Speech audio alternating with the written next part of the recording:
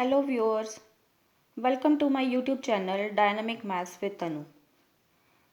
I hope आप videos को enjoy कर रहे हैं और अच्छे से देख रहे हैं. एक रिक्वेस्ट है आपसे, अगर आपने अभी तक चैनल सब्सक्राइब नहीं किया है तो प्लीज़ उसको सब्सक्राइब करिए. वीडियो अच्छी लगे तो उसको लाइक कीजिएगा और शेयर कीजिएगा. आज का मेरा टॉपिक है अलजेब्राइक एक्सप्रेशंस को लेकर. सबसे पहले इसकी डेफिनेशन को समझेंगे कि इसकी डेफिनेशन क्या होती है. Definition is a combination of constants and variables connected by some signs of four fundamental operations like addition, subtraction, multiplication and division is called an algebraic expression. सबसे पहले ये देख लेते हैं constants and variables क्या होते हैं. For example, जैसे मैंने आपको first example यहाँ पे लिखी हुई है x plus 2.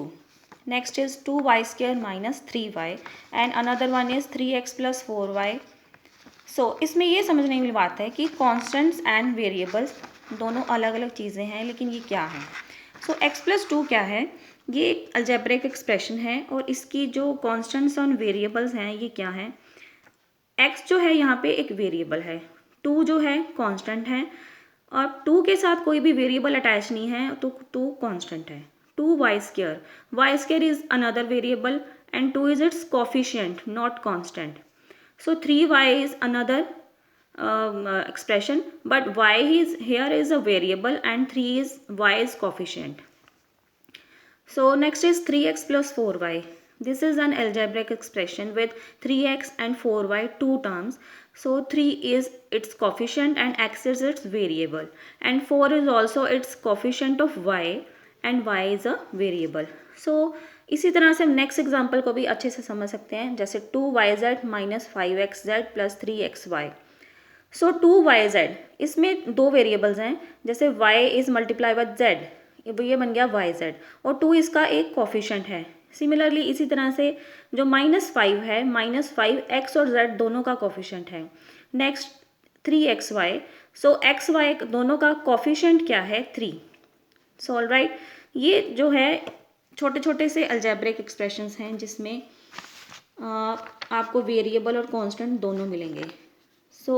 ये हो जाता है, जैसे मान लो मैंने यहाँ पे एक टर्म लिखी 3x प्लस 4, ठीक है, तो 3 यहाँ पे कांस्टेंट है और 4x यहाँ पे वेरिएबल है और 4 यहाँ पे क्या है कांस्टेंट.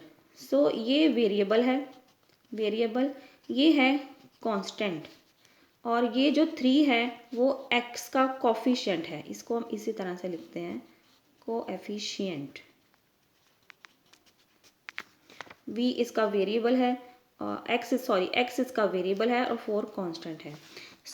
इसमें 3 चीज़ें हैं. 3 जो है वो x का कोफिशिएंट है, 4 जो है कांस्टेंट है.